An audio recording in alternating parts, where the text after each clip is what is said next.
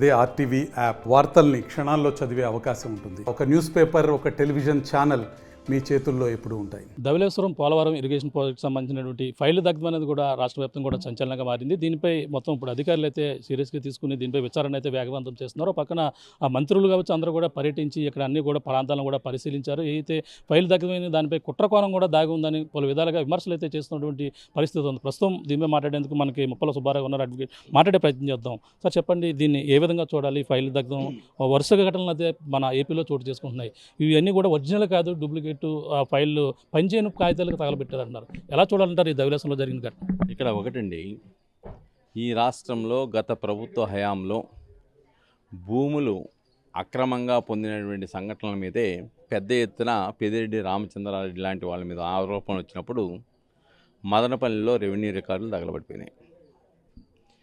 అలాగనే ఈ పోలవరం ఇరిగేషన్కి సంబంధించినటువంటి ఆదివాసీ ప్రాంతాలలో భూసేకరణ జరిగిన ప్రాంతాల్లో అక్రమాలు జరిగినాయి, అనేక కోట్ల రూపాయలు అవినీతికి పాల్పడ్డారని చెప్పిన తర్వాత అధికారుల మీద కేసులు పెట్టి లోపల పెట్టారు.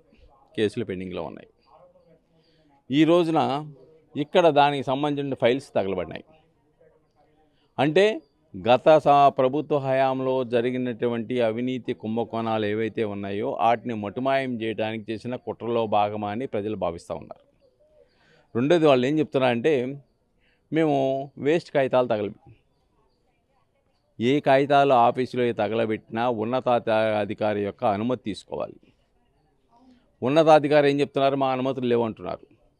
ఉన్నతాధికారి యొక్క అనుమతులు లేకుండా వాళ్ళకి తెలియకుండా ఈ దస్త్రాలు దహనం చేశారంటే డెఫినెట్గా దీంట్లో ఏదో కుట్రపూరితమైన ఆలోచన ఉంది. ఉదాహరణ, ఆ మంటల్లోనే ఉరిదీశా ఒక కాగితం పెట్టారు, ఆల్రెడీ దీని మీద నెంబర్ కూడా వేశారు. ఏ నెంబర్ ప్రకారం ఎవరి భూమి ఏంటని చెప్పేసి. కానీ ఇలాంటివి ఎందుకు తగలబెట్టారు? అలానే నిన్న పాపం ఒక ఆర్డీఓ గారు చెప్పింది, విచారణ అధికారి దురదృష్టమైన కర్మ అది. ఆమె విచారణ చేయకుండానే దీంట్లో ఏమీ లేదు, ఇవి తెల్ల కాగితాలు అని చెప్పే దౌర్భాగ్యమైన పరిస్థితి ఉంది. వీళ్ళు ఎవరిని కాపాడటానికి ప్రయత్నం చేస్తూ ఉన్నారు? కాబట్టి సమగ్రంగా విచారణ జరపకుండా ఆదరాబాదరాగా ఎవరినో రక్షించాలనే ఒక దురుద్దేశంతో తప్పుడు ప్రకటనలు చేసే అధికారులు ఈ ప్రభుత్వంలో కూడా కొనసాగటం, ఈ రాష్ట్రం తగు చర్యలు తీసుకోవాల్సిన అవసరం ఉంది. రెండోది, ఇంకోటి ఏంటంటే, అసలు ఇప్పటికీ ఏదైతే ఆదివాసీ ప్రాంతాల్లో భూసేకరణ చేశారో, లేకుంటే ఆర్ఆర్ ప్యాకేజీ ఇవ్వాలో, ఇవన్నీ కూడా ఇంకా పెండింగ్లో ఉన్నాయి.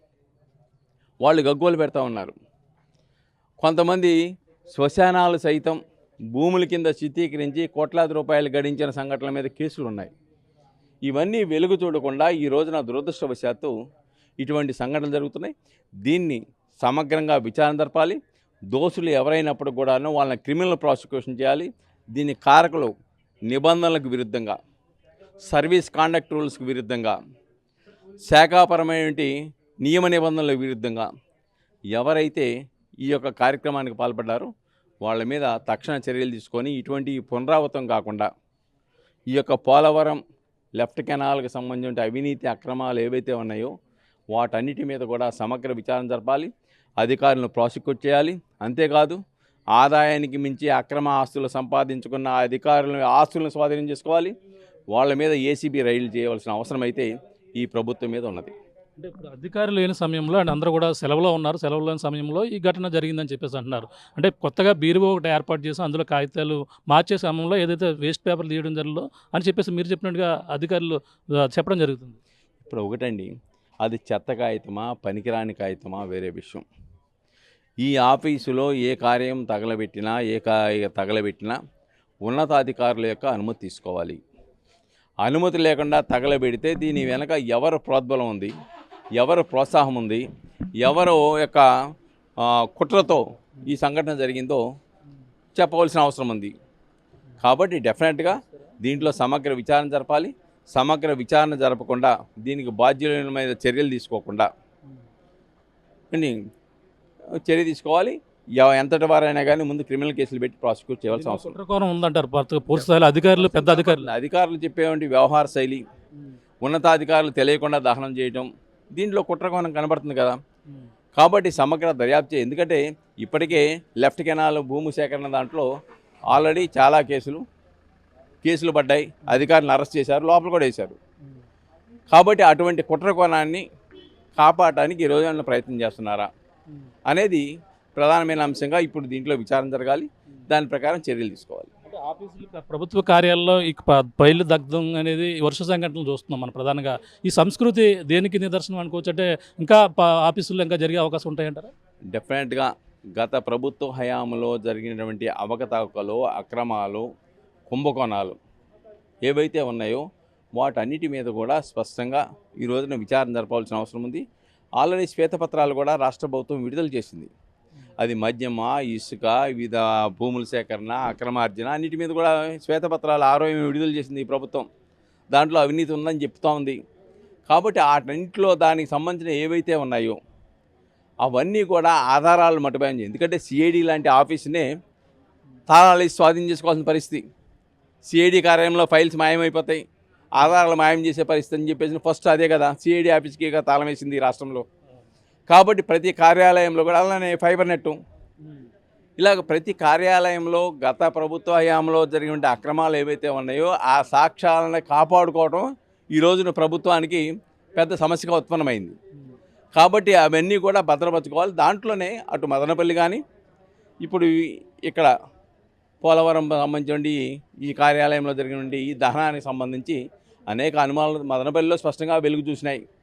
ఇక్కడ కూడా గతంలో పోలవరం లెఫ్ట్ కెనాల్ దాంట్లో అనేక మంది అధికారులను అరెస్ట్ చేశారు, కేసులు పెట్టారు. అక్రమంగా దాదాపుగా 19 కోట్ల రూపాయలు దుర్వినియోగం జరిగిందని ఆ రోజు వెలుగు చూసింది.